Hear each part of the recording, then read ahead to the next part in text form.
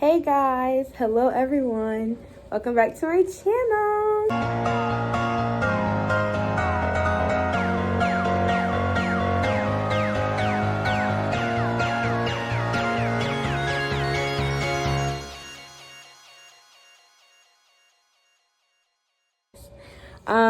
So today I just wanted to kind of come to you guys with a video, just a little 2-year teacher update, because I am in my second year. I am a second year core member, and a lot of things have changed, a lot of things have shifted, so I kind of just wanted to come and give you guys an update. So the first thing I kind of wanted to get into was just the differences that I've noticed between year 1 and year 2 as a core member. So in year 1, really, especially if you were a part of our core or any of the cores that have come since COVID, our practicum and our pre-service was just not as in-depth as previous years. And so because of that, a lot of our pre-service was on Zoom, and a lot of our practicum or teaching time was like very shortened. So I know for our core, we had about 4 days in the classroom before we entered into our first year of teaching. So first year was very much running around like a chicken with their head cut off, like learning on the job every day, learning something new and trying to implement it. That was year 1. So I would say definitely for year 2, I have felt much more confident when it comes to running my own classroom and having my own space and being in charge of my area. More confidence when it comes to classroom procedures and knowing what I want in my classroom before the year has started. That has helped a lot when it has come to getting procedures started early and getting systems and things in place early. So from the beginning of the year, I was able to set out my system, set out my procedures, and everything has been able to run way more smoothly than last year. Last year, I learned on the go, like the procedures that I may have wanted and the things that I may have wanted. So I implemented it like sort of midway towards the end of the year. So it was helpful, but I didn't have it the whole year. This year, I was able to implement it first day of school. So because of that, things have been running much more smoothly when it comes to classroom management. Another thing that is different this school year is just I feel like I have more confidence when it comes to advocating for my students and what I believe their need as the teacher in the classroom.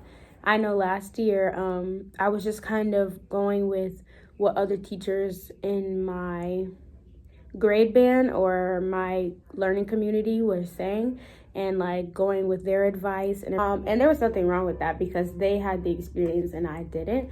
But it's a different feeling when you're able to look at the data, understand the data, and know what your students need and be more impactful as a teacher. So that's another thing that I feel has been different and has been better. Also, I feel like when it comes to that advocacy piece with my admin, if you're a teacher, then you know that like there is a real disconnect when it comes to admin making decisions and the district making decisions and versus you as a teacher in the classroom making decisions. And you know how decisions of others can affect your classroom.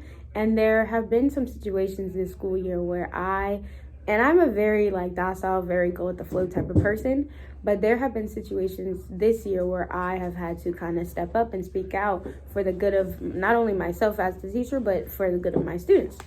So just having the confidence and having the boldness within myself to be able to advocate for what's best for my room, what's best for me and my students. So that is something tremendously different that I have noticed. And again, I think that just comes with the confidence of knowing the gist of what's going to happen, knowing what to expect, knowing what actions create what reactions.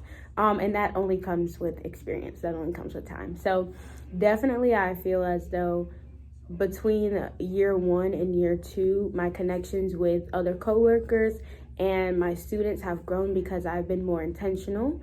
I've been able to be more intentional about creating those relationships because I know the right moves to make and I know what not to do. So it's definitely been easy, or not easy, but easier in the sense that I know a little bit about what's going to happen, what's going on. I know how to prepare.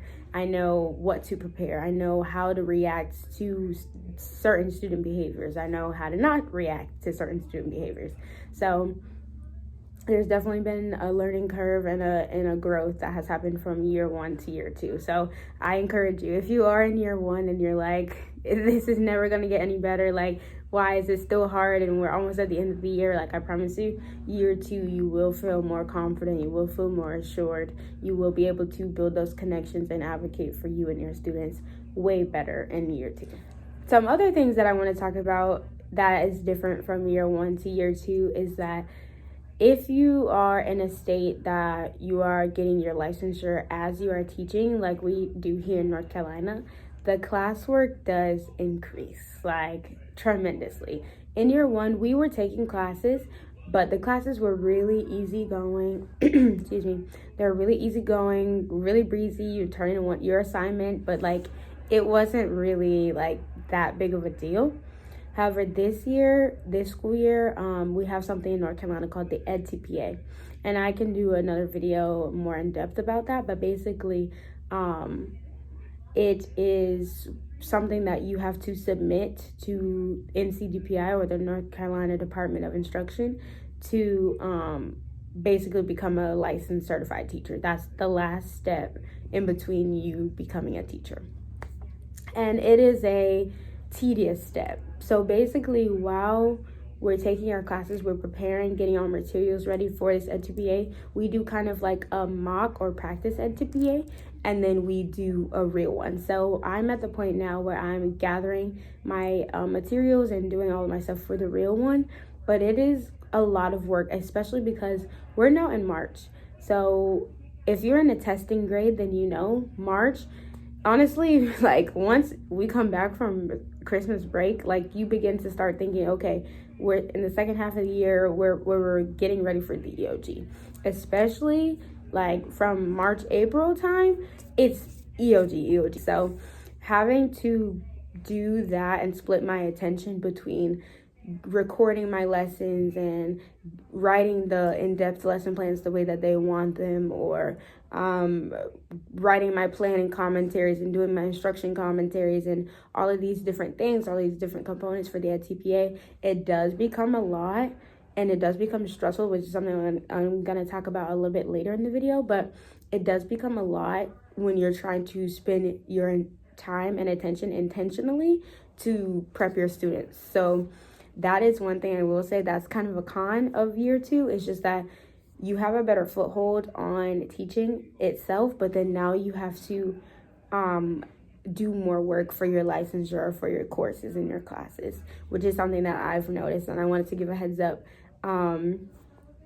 for those of you who are in North Carolina and who are coming to North Carolina, that we do have EdTPA, and I think other states do as well, but I know for a fact North Carolina has EdTPA. It's something that's pretty newer, but it is a requirement for you to get your license. And if you talk to any teacher, whether they're lateral entry or education majors, they all say it's just like, but outside of the practice and the Pearson exams, like, it's the next worst thing. So just be kind of preparing for that, because it's happening when everything else big is happening at school. Like, if it was happening during fall, then it wouldn't be as bad, because, you know, we're still teaching, we're still going with the flow, but it's happening during spring semester, and that's when everything is kicking up into high gear. Like, the district has always been there, but they're just extra in there. And so it's a lot to manage. So definitely start gathering your materials early. Anytime you can record yourself teaching, try to, just so you can get comfortable with it, because you do have to submit segments of you teaching. But like I said, I can make another video about EdTPA and like the requirements and everything like that. Along with, on those lines, one thing I will say about second year 2 is that your courses you're paying for out of pocket. Usually if you've completed your first year of service, then you have the AmeriCorps funding that you can use to pay. However, one thing to note is that once you use AmeriCorps, that money is taxed, which is something that I did not know. So I want to let people know that when you use AmeriCorps, whether it's to pay off your past student loans or to pay for your current classes to get your licensure, that money is taxed. So definitely make sure you put enough money aside so that if you do want to use your AmeriCorps funding, which you probably will want to pay for your licensure courses or to pay past student loans, that you have enough money set aside. So when tax season comes around, it's not hurting you or anything like that, but you already have the money prepared. So I would say year 2 is definitely more responsibilities and everything when it comes to just foresight of having your things in place.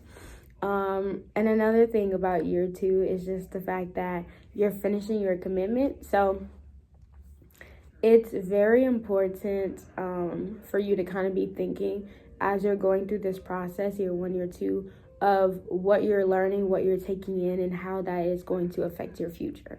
So for me right now, of course, it's March. My commitment ends in June, the end of the school year. And the main question from me to myself and from my TFA coach to myself and everything like that is just what's next? What are the next steps? And for the longest while, I was like, I really don't know. I really don't know, because I can see a future in teaching. I can see a future, using my actual major. I can see a future going education, but more corporate education. There are a lot of options. So definitely start taking note year 1 of just how you feel in the education space, how you feel being in the classroom, any opportunities that you have to go out and network. Definitely go do that so you can meet different people who have been through this and have taken different pathways. That way you have a good breadth of knowledge about what's out there and what's available to you, because when I tell you the Teach for America bandwidth and alumni network is so strong, so big, it is very expansive, and it's very amazing to see what people have done with this experience and how they've gone on to do other things, start nonprofits, join legislation, like literally any field that you would want to go to, ed tech, anything like that. Somebody in the Teach for America alumni has done it before.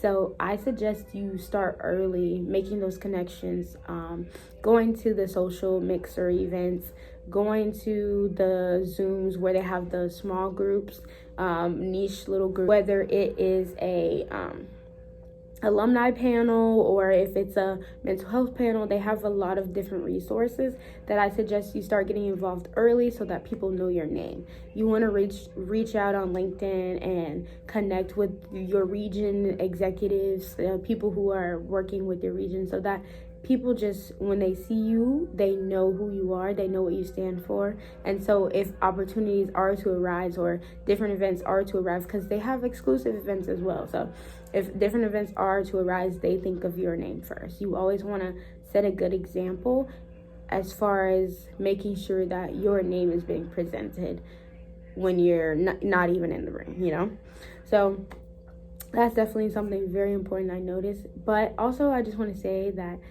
it's okay to not know what you want to do, because that is the boat that I am in or was in, not knowing what I wanted to do next. It's okay, because there are literally so many options. And even if you just want to take more time, take another year to figure out what you want to do, I'm sure the principal of your school will be perfectly fine with keeping you on. I'm so sure. So I would say year 2, just make sure to walk in your confidence, advocate for yourself, take your time, but also take stock in yourself. Take stock in yourself, because that's very important. But yes, these are just some of the differences I've noticed between year 1 in the core and year 2 in the core. There's probably so much other stuff I can talk about, but I wanted to keep this video short and sweet. So let me know if you have any questions in the comments. Also, I will say thank you so much to all of the new subscribers. I see you. Thank you so much for watching the videos and engaging. I will be coming out with more videos. And if you aren't subscribed, make sure to like, comment, and subscribe. And I'll see you in the next one. Bye.